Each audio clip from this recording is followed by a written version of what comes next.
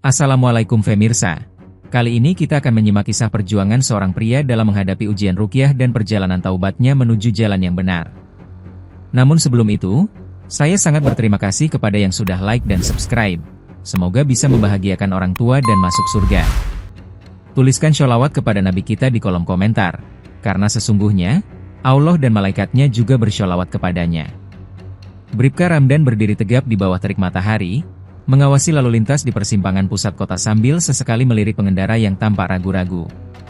Setiap hari, ia menjalankan tugasnya dengan ketegasan yang dibuat-buat, tetapi di balik wajah seriusnya, ia selalu mencari kesempatan untuk menambah penghasilan dengan meminta uang damai dari para pelanggar.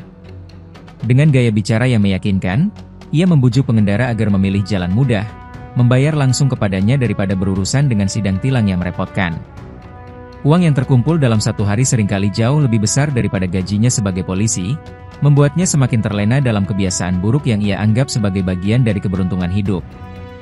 Setiap malam, ia pulang dengan kantong penuh, memberikan sebagian pada istrinya tanpa menjelaskan asal-usulnya, lalu menikmati makan malam lezat di meja makan yang penuh dengan hidangan mahal. Gaya hidupnya semakin mewah, dengan pakaian bermerek, perhiasan untuk istrinya, dan rencana membeli kendaraan baru untuk menyaingi rekan-rekan seprofesinya yang juga bergelimang uang haram.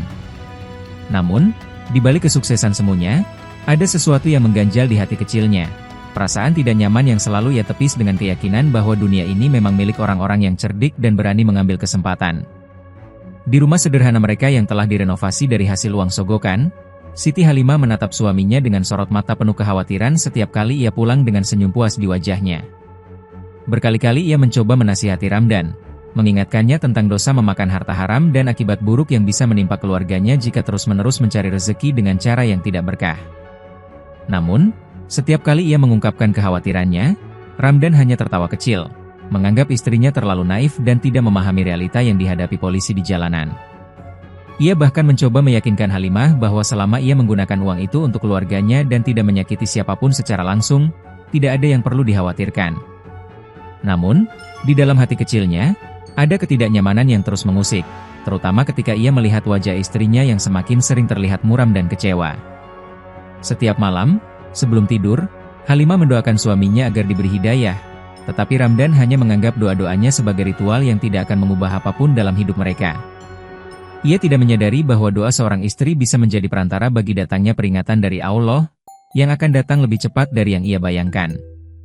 Malam itu, setelah menikmati makan malam yang berlimpah dengan daging panggang dan nasi kebuli, Ramdan merebahkan tubuhnya di kasur empuk, merasa puas dengan hidupnya yang semakin nyaman. Namun, di tengah tidurnya yang lelap, ia tiba-tiba merasa perutnya berat dan sakit, seolah ada sesuatu yang menusuk-nusuk dari dalam tubuhnya. Dalam mimpi, ia melihat dirinya berdiri di persimpangan jalan yang sepi, dikelilingi oleh bayangan hitam yang bergerak tanpa suara, membuat suasana mencekam. Salah satu bayangan itu mendekat, membawa sesuatu di tangannya. Sebuah paku besar berkarat yang perlahan-lahan ditusukkan ke perutnya, menimbulkan rasa sakit yang begitu nyata hingga ia terbangun dengan napas tersengal.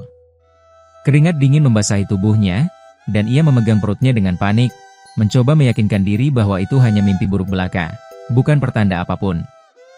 Namun, meskipun ia berusaha mengabaikannya, bayangan mimpi itu terus melekat di benaknya, membuatnya gelisah dan tidak bisa kembali tidur dengan tenang hingga fajar menyingsing.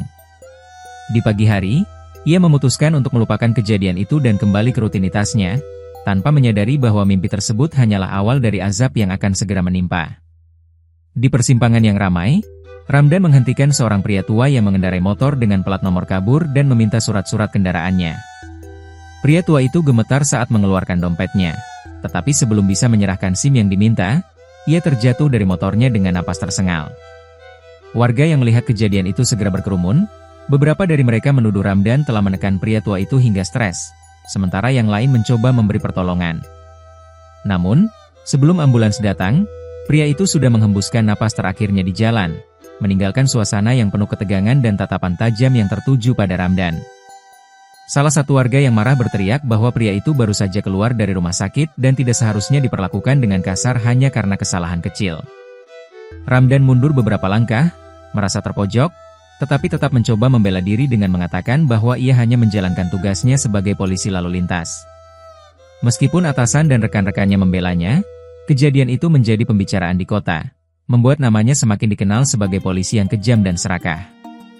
Beberapa hari setelah insiden pria tua itu, Ramdan mulai merasakan nyeri di perutnya, sebuah rasa sakit aneh yang datang tiba-tiba dan tidak berkurang meski ia sudah minum obat. Awalnya, ia menganggapnya sebagai gangguan pencernaan biasa, mungkin akibat makan terlalu banyak daging atau makanan berminyak di warung langganannya.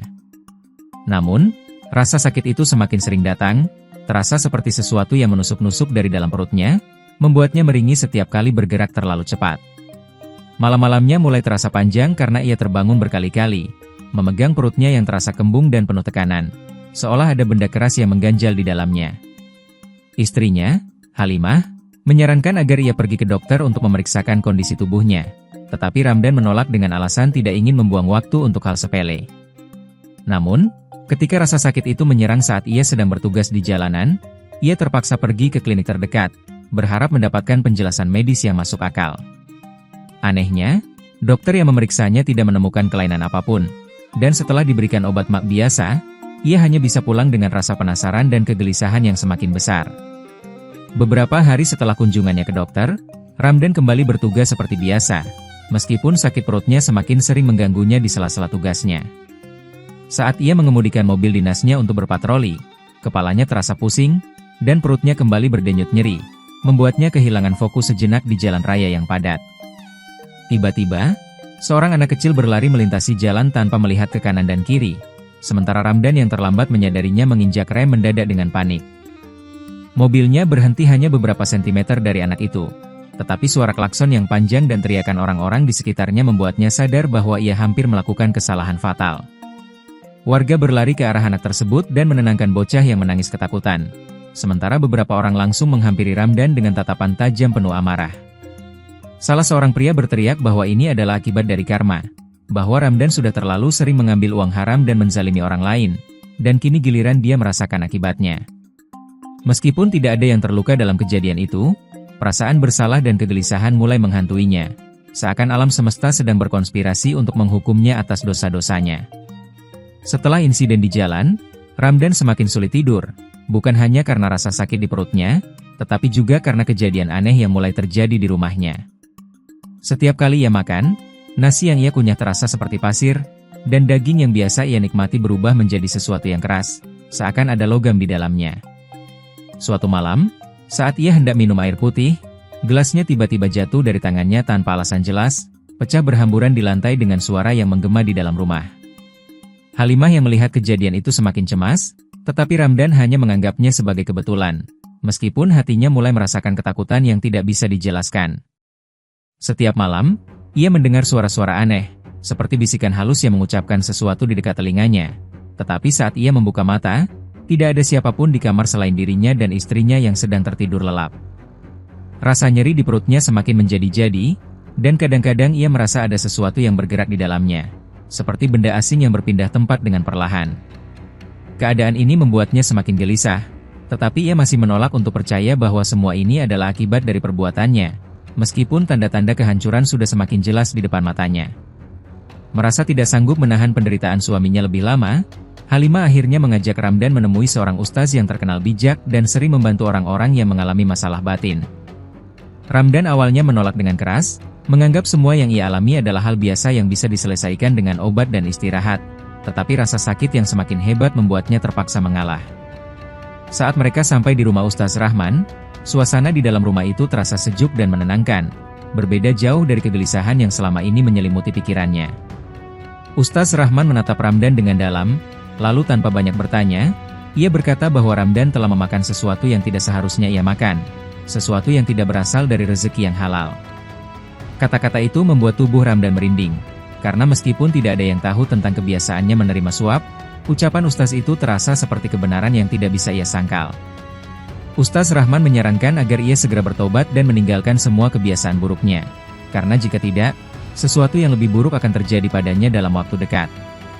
Namun, meskipun merasa takut, Ramdan masih menolak untuk percaya sepenuhnya, meyakinkan dirinya bahwa semua ini hanyalah kebetulan dan bahwa ia masih bisa mengendalikan hidupnya tanpa harus tunduk pada peringatan yang terdengar seperti tahayul. Malam itu, setelah pulang dari rumah Ustaz Rahman, Ramdan duduk termenung di ruang tamu, memikirkan ucapan sang ustaz yang terasa menekan dadanya seperti beban berat yang tidak terlihat. Perutnya kembali terasa sakit, kali ini lebih parah daripada sebelumnya. Seakan ada sesuatu yang bergerak liar di dalam tubuhnya, menusuk-nusuk dari berbagai arah tanpa henti. Dengan napas tersengal, ia berlari ke kamar mandi, muntah dengan hebat ke dalam wastafel, merasa seolah seluruh isi perutnya hendak keluar dari tubuhnya. Namun, alih-alih makanan yang ia makan malam itu, yang keluar dari mulutnya adalah cairan kehitaman yang berbau busuk, disertai dengan beberapa benda kecil yang jatuh berjatuhan ke wastafel. Matanya membelalak saat melihat bahwa benda-benda itu adalah paku berkarat, bercampur dengan lendir kental yang terus mengalir tanpa henti, membuatnya tersungkur dengan tubuh gemetar. Halimah yang mendengar suara gaduh segera masuk ke kamar mandi, menjerit histeris melihat pemandangan mengerikan itu. Sementara Ramdan hanya bisa menangis dalam ketakutan yang luar biasa. Dengan tubuh yang masih menggigil, ia mulai sadar bahwa ini bukan penyakit biasa, melainkan sebuah azab nyata yang perlahan menelan dirinya dalam siksaan yang tak tertahankan. Didorong oleh ketakutan dan rasa sakit yang tak tertahankan, Ramdan akhirnya membiarkan Halimah membawanya ke rumah sakit, berharap ada penjelasan medis yang bisa menjelaskan apa yang terjadi pada tubuhnya. Di ruang gawat darurat, para dokter yang memeriksanya terkejut saat hasil röntgen menunjukkan ada benda asing dalam perutnya, sesuatu yang seharusnya tidak mungkin berada di dalam tubuh manusia. Salah satu dokter, dengan wajah yang dipenuhi kebingungan, mengatakan bahwa ada puluhan benda tajam yang tampaknya berupa paku kecil, tersebar di seluruh bagian perutnya tanpa alasan yang jelas. Ramdan hanya bisa terdiam dalam ketakutan, sementara Halimah semakin menangis, merasa tidak berdaya melihat suaminya dalam kondisi yang begitu mengenaskan. Dokter menyarankan operasi darurat untuk mengeluarkan benda-benda itu sebelum menyebabkan infeksi fatal, tetapi Ramdan merasa semakin lemas, seakan tubuhnya tidak lagi memiliki tenaga untuk bertahan. Di sela-sela kesakitannya, ia mulai mengingat semua uang yang telah ia terima secara tidak halal, semua nyawa yang telah ia tekan dengan ancaman dan sogokan, dan semua peringatan yang selama ini ia abaikan. Namun, meskipun rasa penyesalan mulai merayapi hatinya, Ramdan tahu bahwa semua itu sudah terlambat, karena apa yang ada di dalam tubuhnya bukan hanya paku biasa, melainkan hukuman yang datang dari tempat yang lebih tinggi. Di tengah kebingungannya, Halimah akhirnya mengambil keputusan untuk membawa Ramdan kembali ke rumah Ustaz Rahman setelah dokter menyatakan tidak bisa menjelaskan bagaimana benda-benda itu bisa masuk ke dalam tubuhnya. Dengan tubuh lemas dan nyaris tak sadarkan diri, Ramdan dibaringkan di atas tikar di ruang tengah rumah sang ustaz, sementara beberapa santri mulai membaca ayat-ayat suci Al-Quran di sekelilingnya. Saat suara lantunan ayat suci menggema, tubuh Ramdan mulai bergetar hebat, matanya terbelalak, dan ia merasakan panas luar biasa menjalar dari perutnya ke seluruh tubuhnya. Tiba-tiba, dari mulutnya keluar suara asing, bukan suara miliknya, tetapi sesuatu yang lebih dalam, lebih menyeramkan, membuat semua orang di ruangan itu merinding ketakutan. Ustaz Rahman tetap tenang, terus melantunkan doa-doa dengan suara tegas, sementara Ramdan merasakan sesuatu bergerak keluar dari tenggorokannya, membuatnya kembali memuntahkan cairan hitam pekat yang semakin banyak. Kali ini, bukan hanya paku yang keluar, tetapi juga benang-benang kusut berwarna merah, seakan ada sesuatu yang telah terikat dalam tubuhnya selama ini tanpa ia sadari. Setelah beberapa jam yang penuh penderitaan, Ramdan akhirnya terkulai lemas, merasa seolah seluruh beban dalam tubuhnya telah diangkat, tetapi ketakutan di dalam hatinya masih belum hilang sepenuhnya. Setelah malam panjang penuh penderitaan, Ramdan membuka matanya dengan pandangan kosong, merasa seperti baru saja melewati batas antara hidup dan mati dalam satu malam.